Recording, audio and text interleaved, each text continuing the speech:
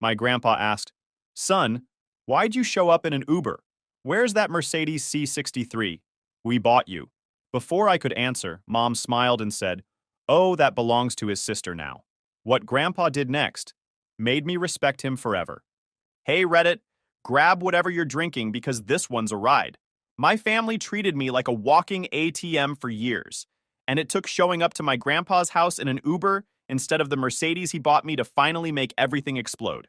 Spoiler alert, Grandpa came through like an absolute legend. I'm Colin, 26 years old, and I guess you could call me the family fixer, the invisible son, the guy everyone calls when they need something, but forgets exists when it's time to celebrate anything. I run a small custom ornament business out of a rented garage space in Phoenix. Hand-painted Christmas decorations, wedding ornaments, memorial pieces, tiny replicas of people's houses with the right number of windows and the correct shingle color. It's detailed work. My hands permanently smell like paint thinner and lacquer. I've got a magnifying lamp, about 40 different sized brushes, and calluses on my fingertips from handling glass bulbs all day. People think ornament painting is some cute hobby, but it's legitimate craftsmanship. I spend hours getting the details right on a 2-inch ceramic house, making sure the wreaths are proportional and the snow looks like actual snow instead of lumpy white paint. The business started when I was 19, working a seasonal job packing craft kits at a warehouse for $9 an hour. 40 hours a week of bubble wrap and tape guns and cardboard dust in my lungs. First real paycheck, I bought a used airbrush with a temperamental trigger from some guy on Craigslist who met me in a grocery store parking lot at dusk. Paid him $200 cash for equipment that would have cost $800 new. Also grabbed a box of misprinted glass bulbs cheap from a party store going out of business. The kind where everything's marked 70% off and the owner looks like he's watching his dreams dissolve in real time. Taught myself everything from videos and forums. Spent months practicing on cheap practice bulbs, learning how to control the airbrush trigger pressure, how to thin paint to the right consistency, how to keep my hands steady enough that the lines didn't wobble. Ruined probably 300 ornaments before I made one worth selling. That first Christmas, I set up a folding table outside a grocery store with a handwritten sign and froze my face off painting custom ornaments. This was Phoenix in December, which meant it was only 60 degrees, but when you're sitting still for 8 hours, the cold gets into your bones. Teachers buying class gifts. Couples wanting tiny versions of their first house. Parents ordering their kids' names in fancy script with little snowflakes around the letters.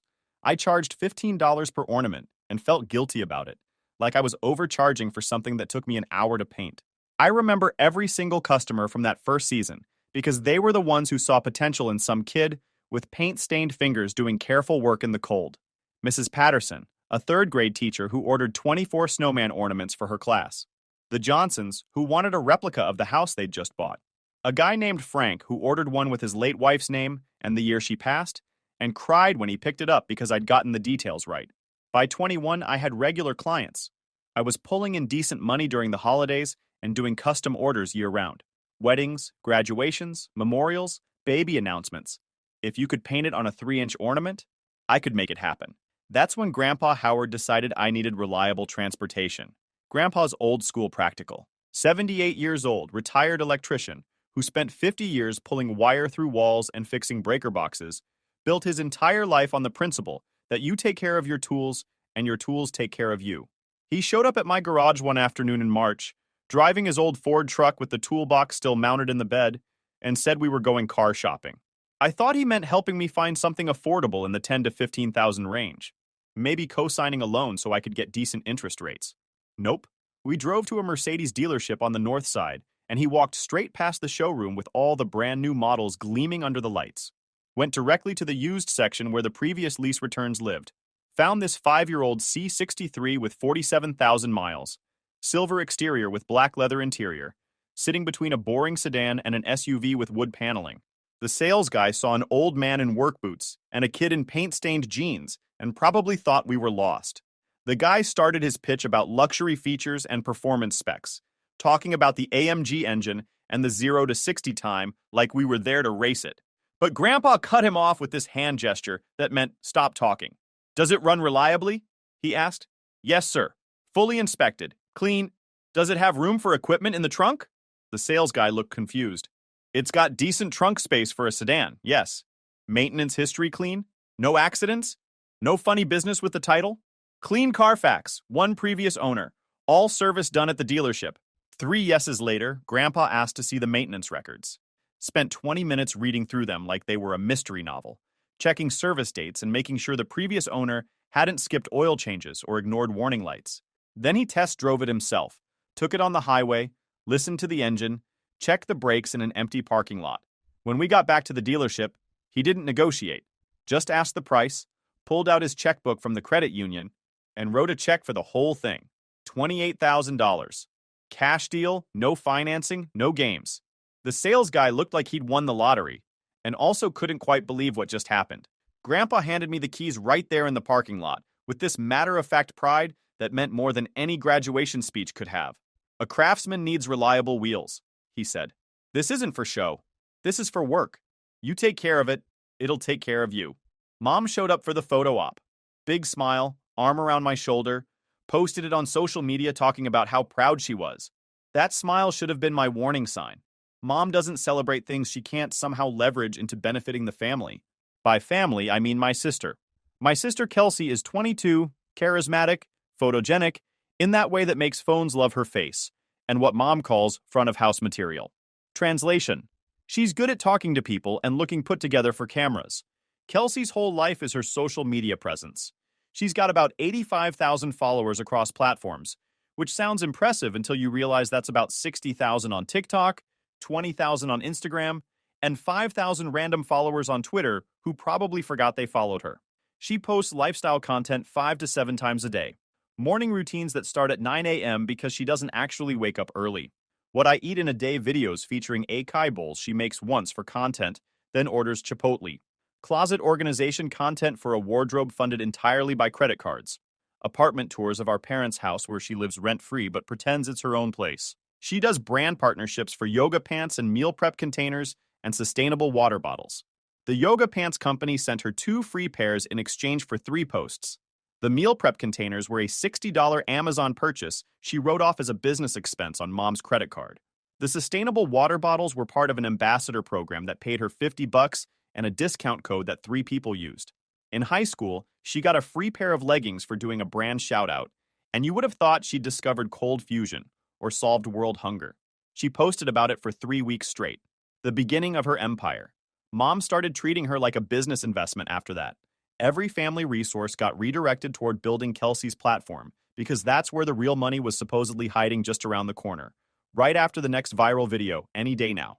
The problem with Kelsey's content is it requires constant funding. New clothes for outfit videos, ring lights and tripods and editing software subscriptions, coffee shop backgrounds for aesthetic value at $5 per latte she doesn't drink, gas money to drive to photogenic locations. It all adds up fast, and none of it generates actual revenue unless you have millions of followers and major brand deals, which she doesn't. The creep started small and polite. Kelsey needed a ride to a collaboration meeting across town. Could she borrow the Mercedes just for the afternoon? She needed to look professional for a brand pitch. Could she take it for the weekend? Mom needed the business debit card to run some ads that would help everyone. Could I share my login so she could support my marketing? I said yes because saying no in my family feels like slamming a door during a funeral. Everyone hears it. Everyone gets offended. Everyone makes it about you being difficult instead of them being unreasonable. Then came the loans. Mom called one afternoon while I was sealing a batch of snowflake ornaments with glossy topcoat, hands covered in the stuff, phone wedged between my shoulder and ear. That sugar voice she uses when she wants something, the one that's higher pitched and softer than her normal tone. Honey, your father's hours got cut this month. Could you front the mortgage payment just until the tax return comes in? $1,800 plus $40 wire transfer fee. I did it without questioning because that's what family does, right? Help each other out during rough patches. Sent the money that same afternoon from my business account. Watched my carefully saved buffer money disappear in one transaction. The tax return that was supposedly coming never materialized. Turned out Dad's hours hadn't been cut. They'd been the same all year. The mortgage payment was short because they'd used that money to pay for Kelsey's new camera equipment. But the next month there was another emergency. Utilities this time. $300 or the power gets shut off. Then it was car insurance. Then it was a medical bill. Always just this once, always just until they stabilize, always with the promise that we'd square up when Kelsey's next big brand deal came through and she could contribute to family expenses. The brand deal never hit, but they kept reminding me we were a team. We were building something together. I was the entrepreneur with tax write-offs so I could make it work on paper. Meanwhile, specific charges started appearing on my business card that I absolutely did not authorize. She posted mirror selfies with my baby, making it look like the car came from her success instead of Grandpa's generosity. When I needed it for a craft market across town, she said she already had shoots scheduled. "You work in a garage," she said. Not mean, just matter of fact, like announcing it might rain. "I have client meetings. Just take an Uber. It's a business expense." So I started taking Ubers to market load-ins, holding boxes in the trunks of drivers who looked at me like I was building a nest in their back seat. I told myself not to be petty. I poured the resentment into holly leaves and clean paint lines. I promised myself Christmas would fix everything. Sales would spike, the numbers would speak for themselves, and I could finally afford to set some boundaries without feeling guilty. Except the charges kept hitting my card: promoted post packages, influencer boost services, analytics tools. My business card was linked to a family marketing account Kelsey had set up. When I confronted her, she blinked at me like I was speaking another language. "We're growing the brand together," she said, showing me a spreadsheet with projected returns that somehow never actually returned. "Your ornament content performs better when it's part of my overall aesthetic. We're building family equity." Family equity. That was Mom's phrase. Translation: what's yours is ours, but what's ours stays ours. The week everything snapped started normal enough. I was prepping for a holiday market, loading sample boxes, when I realized I was completely out of transportation options. The Mercedes had been at Kelsey's for 3 weeks straight. Every time I asked about it, I got vague responses about important meetings and brand obligations. I called an Uber to get to Grandpa's house for Saturday dinner. Showed up with my arms full of sample boxes and glitter still in my hair from a batch of ornaments that shed like nervous cats. Grandpa opened the door in his reading glasses and cardigan, took one look at me standing there on his porch, and his face did this thing. "Son, why'd you show up in an Uber? Where's that Mercedes C63 we bought you for your birthday?" I froze. The front door was half open, and through it I could see Mom in the dining room. She'd heard the question. I saw her straighten up, that practiced smile already forming. Before I could formulate an answer that wouldn't start World War III, she stepped into view. "Oh, that belongs to his sister now," Mom said, bright and casual, like announcing the weather. "You know how hard Kelsey works. Colin barely drives. He just paints little ornaments all day." She made this soft, dismissive sound, like my entire business was adorable and inconsequential. My uncle stopped chewing whatever he'd been eating. The old clock in the hallway got very loud. Grandpa went completely still. He looked at Mom, then at me, then back at Mom. Like he was reading labels on products he didn't remember buying and didn't understand why they were in his cart. "Belongs to who?" he asked. His voice was level, but something underneath it made my spine straighten. "Kelsey," Mom repeated, like maybe he hadn't heard. "Colin hardly uses it, and you know she has meetings constantly. It just makes sense logistically." "Mom," I said, but my voice did this thin, embarrassing thing where it came out smaller than I meant. Kelsey poked her head around the corner, phone in hand, that ring light reflection in her eyes. "It's just practical," she said. "I can't show up to brand partnerships in an old Honda. Image matters in my industry." Grandpa rubbed his jaw once, the way he does when he's calculating something. He put his hand on my shoulder, gentle but firm. "Come on in, son." He led me to the dining room table and gestured for me to sit. He didn't argue. He didn't raise his voice. He just folded his napkin with that same careful precision he uses for everything, and in that same polite tone he uses with contractors who try to overcharge him. He started asking questions. "When did the car start belonging to your sister?" "Dad," Mom said, warning in her voice. "Let the boy speak," Grandpa said. Then he looked at me. "Colin?" The truth crouched in my chest like something with claws. I could feel it scratching to get out. "I don't know," I said. "It just happened." And that was the worst part. It had just happened. The same way everything else had just happened. The loans that never got repaid. The business charges on my card. The constant expectation that I'd say yes because that's what good family members do. People romanticize family business. They picture warm kitchens and everyone pitching in together, laughing while they work toward a common goal. In my family, business is the word you use when you need someone to swipe their card without asking questions. I started the ornament thing at 19 because I liked making things. By 21, I had regular customers who came back every year. Teachers ordering classroom sets, couples wanting replicas of their first apartment, parents getting memorial ornaments for relatives who'd passed, real people paying real money for careful work. The Mercedes was supposed to make the logistics easier, hauling market equipment, delivering custom orders, picking up supplies from the art store across town. Grandpa understood that. He'd spent 50 years as an electrician, schlepping tools to job sites, understanding that reliable transportation wasn't luxury, it was infrastructure. Mom had smiled for the photo that day at the dealership, not because she was happy I had reliable transportation, but because she was already calculating how to leverage it for Kelsey's benefit. We keep things balanced, Mom always said. Family equity. Balanced in our house meant if Colin has a tool, it becomes community property. If Kelsey has a platform, it becomes family identity. Everything I earned somehow became raw material for Kelsey's content creation and Mom's project management. The creep accelerated after I got the car. Kelsey needed it for a brand event. Just the weekend. Except the weekend turned into a week. The week turned into indefinite. When I asked to use my own car for a market setup, Kelsey acted like I was being unreasonable. I already have 3 shoots scheduled this week, she said, not looking up from her phone. You can Uber. It's like $30. $30 times 3 markets a month times 12 months is over $1,000 in transportation. I was suddenly covering because my sister needed my car to take selfies in parking lots. When I tried to bring it up with Mom, she sighed like I was exhausting her. Why are you being difficult about this? We're building something together. Kelsey's platform helps your business too. Cross-promotion, synergy. That's a word people use when they want you to give them things without calling it what it is. The charges started showing up a few months later. Small at first. $49 for a social media scheduling tool. $87 for a photography backdrop. Then bigger. $200 for a promoted post package. $350 for an influencer analytics service. They all hit my business card, which was linked to a marketing account Kelsey had set up.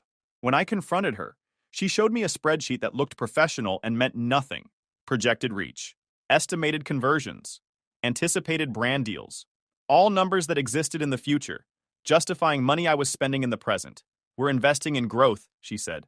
Your ornament content performs 80% better when it's integrated into my lifestyle feed. The algorithm loves cohesive branding. I wanted to ask whose ornament content it was if I was the one making them and paying for the promotion. I wanted to point out that my business existed before her platform and would exist after. But I didn't say any of that because saying it felt mean, and I'd learned that being mean was worse than being exploited. So I kept taking Ubers to markets, kept watching charges hit my card, kept telling myself that family meant sacrifice, and I was just being selfish for wanting boundaries. Grandpa's first question opened the dam. When did the car start belonging to your sister? Then came the next one. Has the car been registered in her name? Insurance transferred? Dad, these are just details, Mom tried. Details matter, Grandpa said. He was still using that contractor voice, calm, factual, relentless. The car was a gift to Colin for his work.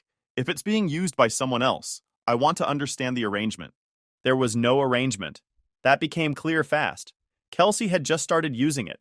Mom had just started referring to it as Kelsey's car. Dad had just started going along with it because that's what he does. Goes along. How much are you paying your brother for the use of his car? Grandpa asked Kelsey directly. She blinked. I'm not paying him. It's family.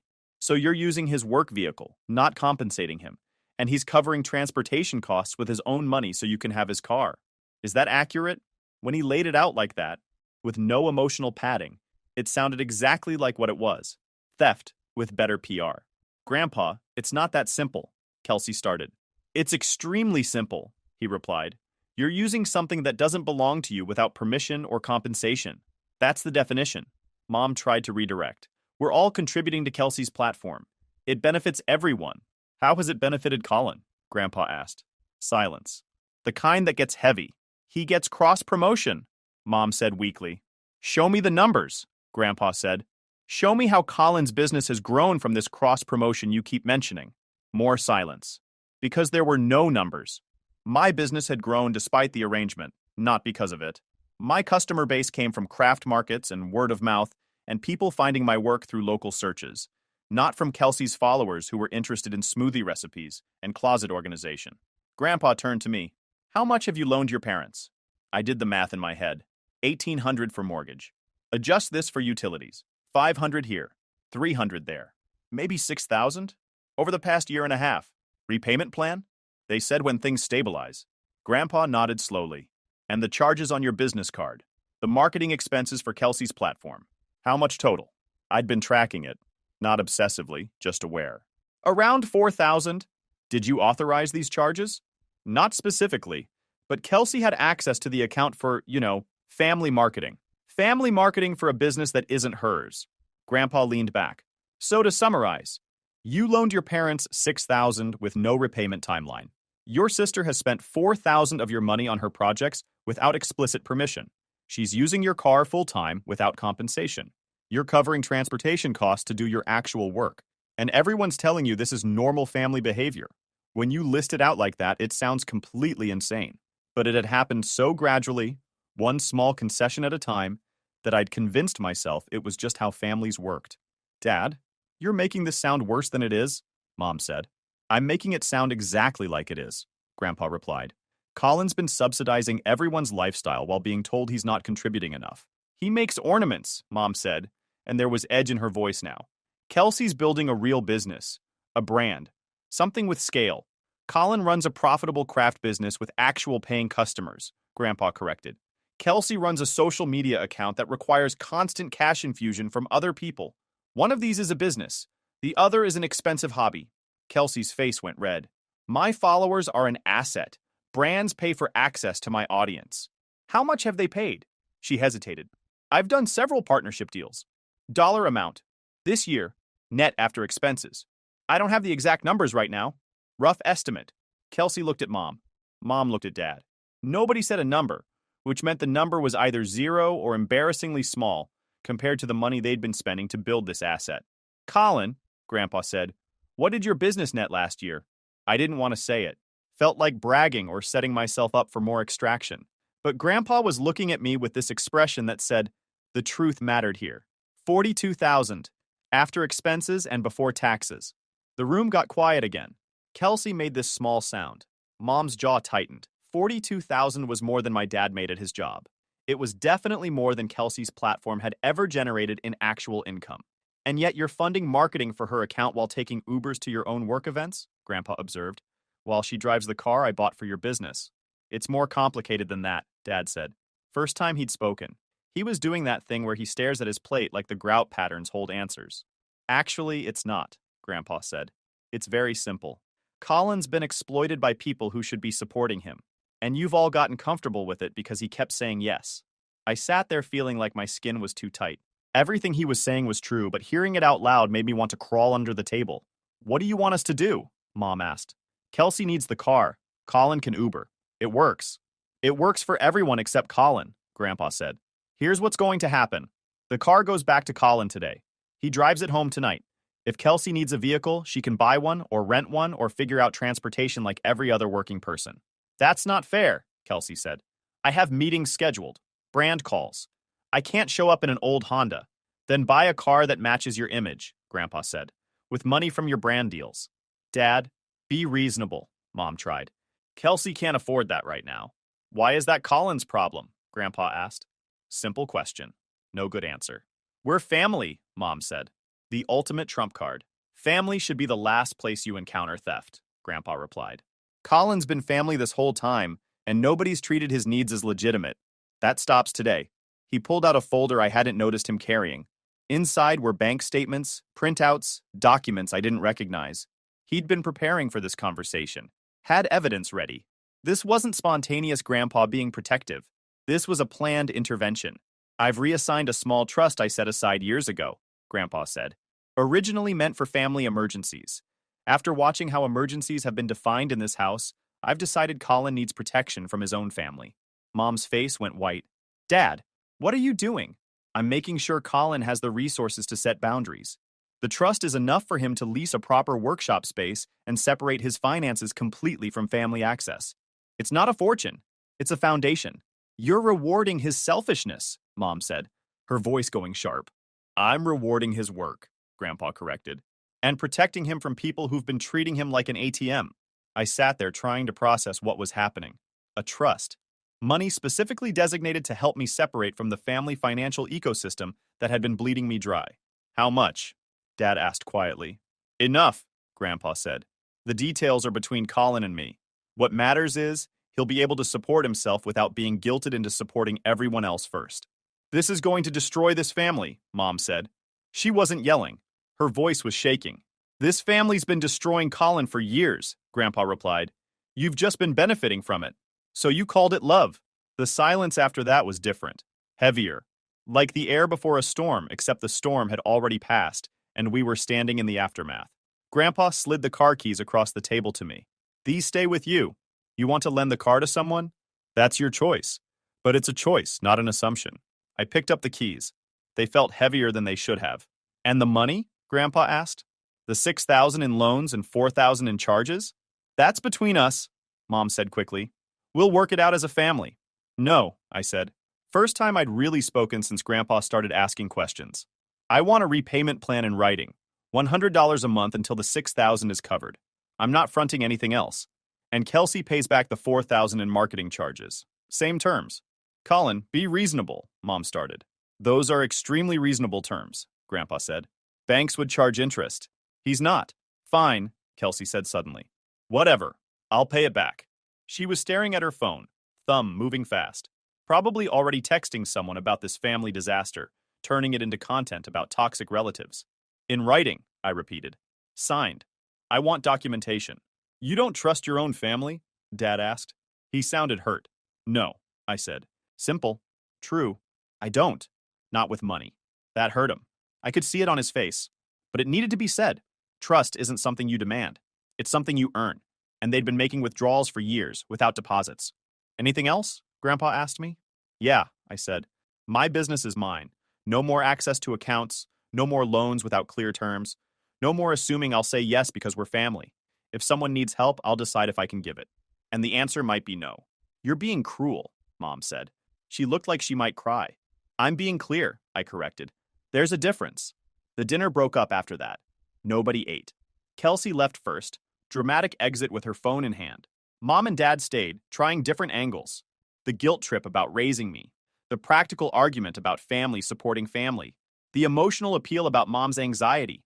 I kept saying no. It got easier each time. Grandpa walked me out to the Mercedes.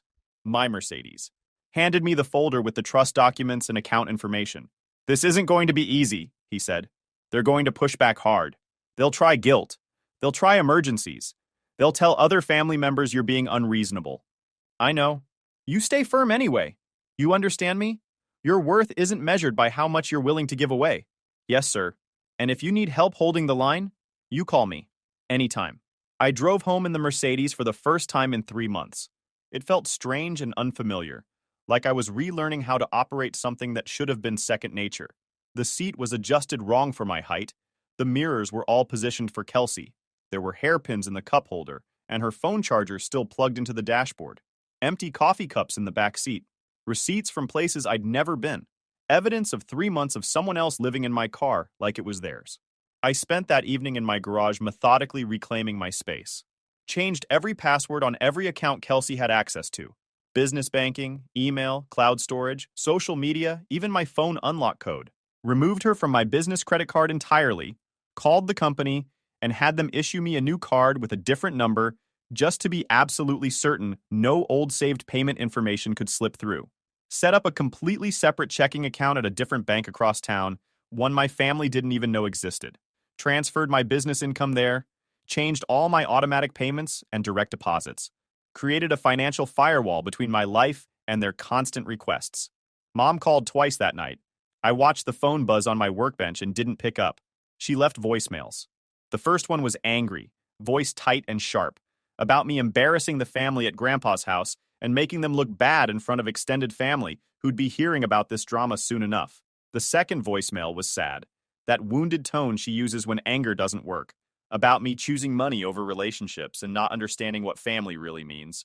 Both were pure manipulation. Different tactics, same goal. Make me feel guilty enough to cave. I deleted them without responding. Felt good to just press that delete button and watch them disappear. Kelsey texted, "Hope you're happy destroying everything." I replied, "I'm happy protecting myself." She didn't respond after that.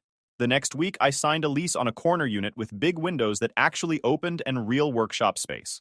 200 square feet, properly ventilated with actual HVAC instead of a box fan, room for multiple workbenches and proper storage shelving.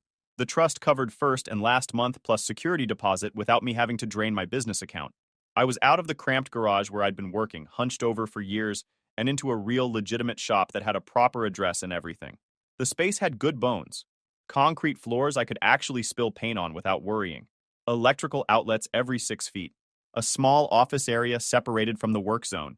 Big storefront windows where I could display finished pieces to catch the attention of people walking by. A proper bathroom instead of having to walk down the block to the gas station. It felt professional in a way my garage setup never could. I spent 3 days moving equipment and setting everything up right. Organized my paint supplies by color family, built proper drying racks that could hold 100 ornaments at once, installed bright task lighting over each workbench, set up a small customer consultation area with a table and chairs where people could sit and discuss custom orders instead of standing awkwardly in a cramped garage while I tried to show them samples. I hired a high school kid named Riley to help with afternoon orders. Riley was better at organization than I'd ever be, labeled things with this precise handwriting that made everything look professional, and told me when my display arrangement looked dead and boring, which apparently was bad for retail business. We laughed a lot while we worked. It was the first time in years I'd actually enjoyed having someone in my workspace, instead of feeling like I had to guard my supplies and watch my accounts. Mom kept trying different strategies. Could I loan Kelsey some blank ornaments so she could start her own line? No. Could she borrow the Mercedes just for a day so Dad could check something mechanical? No, and the car stays locked in my shop parking lot with a steering wheel locked just in case. You're being dramatic, Mom said. Okay, I replied. And that was the whole conversation. A local paper did a tiny feature on holiday makers. They photographed my hands because my nails are permanently stained silver, and the reporter thought it was atmospheric. The caption read "Small Shop, Steady Hands." Grandpa clipped the article and stuck it on his fridge with a magnet shaped like a cactus. He pointed to it every time I visited, like it might change size if he believed hard enough. Christmas Eve. I closed the shop early and took a box of seconds to the senior center. Ornaments with paint smudges and crooked details, asymmetrical snowflakes, and names where my hand had shaken slightly, ones I'd never sell, but were still beautiful and meaningful to someone who wasn't judging them against perfection. The activities director, a woman named Patricia, who'd been running that place for 20 years, actually teared up when I brought them in, said these were perfect to them, that the residents would love hanging them on the community tree and taking a few back to their rooms. On the drive home, I passed my parents' house, the one I'd grown up in with the same porch light and the same mailbox. Through the living room window, I could see Kelsey filming by the Christmas tree, smile wide and perfect, performing joy for an audience of strangers who double tap and scroll on to the next thing. She was probably doing a "what I got for Christmas" video, even though Christmas was still hours away. For a second, I felt this ache for a version of us that never existed, the family we could have been if anyone had valued honesty over performance. Then I kept driving, hands steady on the wheel of my Mercedes. I had hot chocolate to make, and a shop to open in the morning, and a life that was finally, actually mine. January was quiet. Quiet is how you hear yourself think. I used the trust money to install a proper spray booth and upgrade my equipment. Business picked up from the holiday exposure. Corporate orders for client gifts. A wedding planner who wanted 200 custom ornaments for a spring event. I was making real money. Enough to not just survive, but actually build something sustainable. And I was sleeping better than I had in years. Dad came into the shop twice that month, bought ornaments with cash, stood at the counter like a man on uncertain ground. Your grandpa says you did right, he said during the second visit. He says you did what you had to do. If you enjoyed this video, please hit that subscribe button. It really helps the channel and help us bring you more and better stories. Thanks.